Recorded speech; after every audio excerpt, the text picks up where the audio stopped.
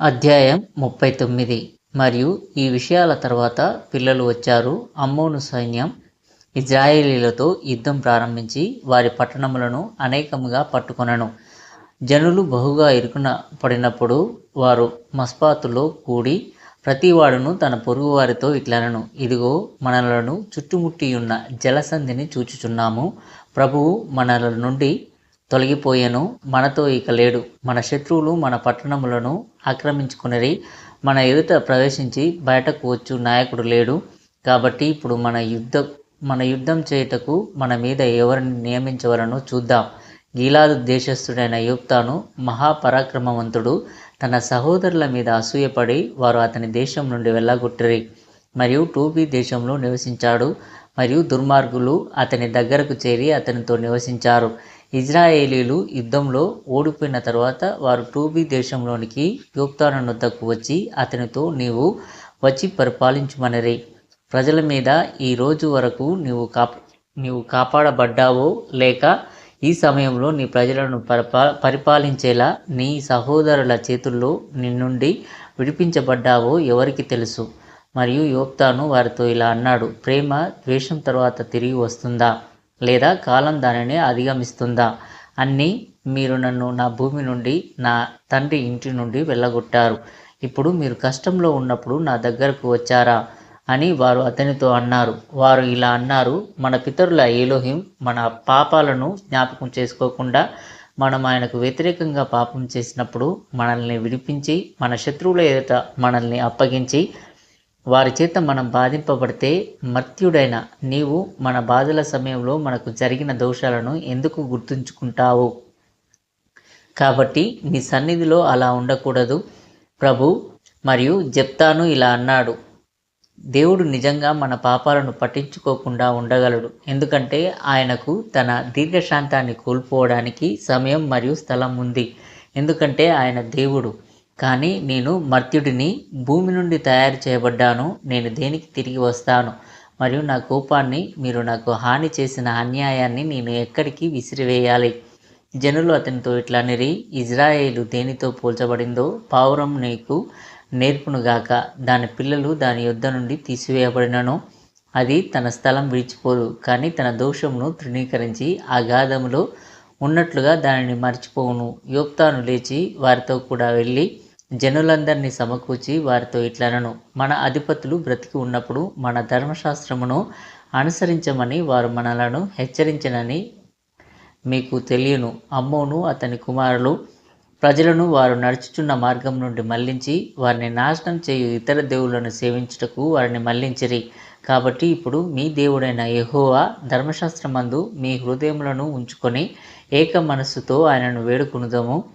కాబట్టి మన విరోధులతో పోరాడుదాము. ఆయన మనలను ఎప్పటికీ అప్పగించడని ప్రభు యందు నమ్మిక ఉంచి నిరీక్షించదము. మన పాపములు అధికమైనను ఆయన కృప భూమి అందంతటను నిండి ఉన్నది. పురుషులు, స్త్రీలు, బాలురు, చంటి పిల్లలు అందరూ ఏక మనస్సుతో ప్రార్థనలు చేశారు. వారు ప్రార్థన చేసినప్పుడు వారు ఇలా అన్నారు, ప్రభువా, నీవు ఎన్నుకున్న ఈ ప్రజలను చూడుము. నీ కుడి చేయి నాటిన ద్రాక్షావళిని పాడు చేయకుము. ఈ ప్రజలు నీ సన్నిధిలో స్వాస్థ్యముగా ఉండునట్లును నీవు ఆది నుండి స్వాధీనపరచుకున్న వారై నిత్యం వారిని ప్రేమించుచు వారి నిమిత్తం నివాస స్థలముగా చేసి నీవు వారికి ప్రమాణం చేసిన దేశంలోనికి వారిని రప్పించితివి. ఓ ప్రభువా, నిన్ను ద్వేషించు వారి ఎదుట మమ్మను అప్పగించకుము.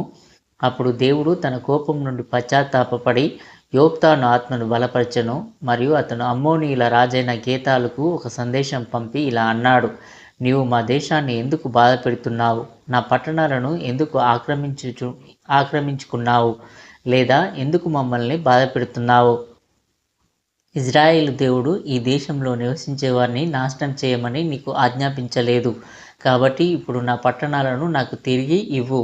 అప్పుడు నా కోపం నీ మీద నుండి తగ్గుతుంది. కానీ లేకపోతే నేను నీ దగ్గరకు వచ్చి మునుపటి వాటికి ప్రతిఫలం ఇస్తానని, నీ దుష్టత్వాన్ని నీ తలపైకి తిరిగి చెల్లిస్తానని తెలుసుకోండి.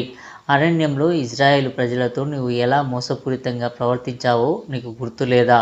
యోఫ్తాను దూతలు అమ్మోనీయుల రాజుతో ఈ మాటలు చెప్పారు. మరియు గేతాలు ఇలా అన్నాడు, ఇజ్రాయేలు అమోరీల దేశాన్ని స్వాధీనం చేసుకున్నప్పుడు వారు ఆలోచించారా? కాబట్టి ఇలా చెప్పు, ఇప్పుడు నేను నీ పట్టణాలలో మిగిలిన వాటిని నీ నుండి తీసుకుంటానని, నీ దుష్టత్వానికి ప్రతిఫలం ఇస్తానని, నీవు అన్యాయం చేసిన అమోరీల కోసం ప్రతీకారం తీర్చుకుంటానని మీకు తెలుసు. మరియు యోక్తాను అమ్మోనీయుల రాజు దగ్గరికి మళ్ళీ ఇలా పంపాడు, నీవు ఇజ్రాయేలును బాధపెట్టే నీ దోషం నుండి విశ్రాంతి తీసుకోకపోతే నిన్ను నాశనం చేయడానికి దేవుడు నిన్ను ఇక్కడికి తీసుకువచ్చాడని నేను నిజంగా గ్రహించాను. కాబట్టి నేను నీ దగ్గరకు వచ్చి నన్ను నీకు చూపిస్తాను. ఎందుకంటే మీరు చెప్పినట్లుగా వారు దేవుళ్ళు కాదు. మీరు కలిగి ఉన్న వారసత్వాన్ని మీకు అప్పగించండి.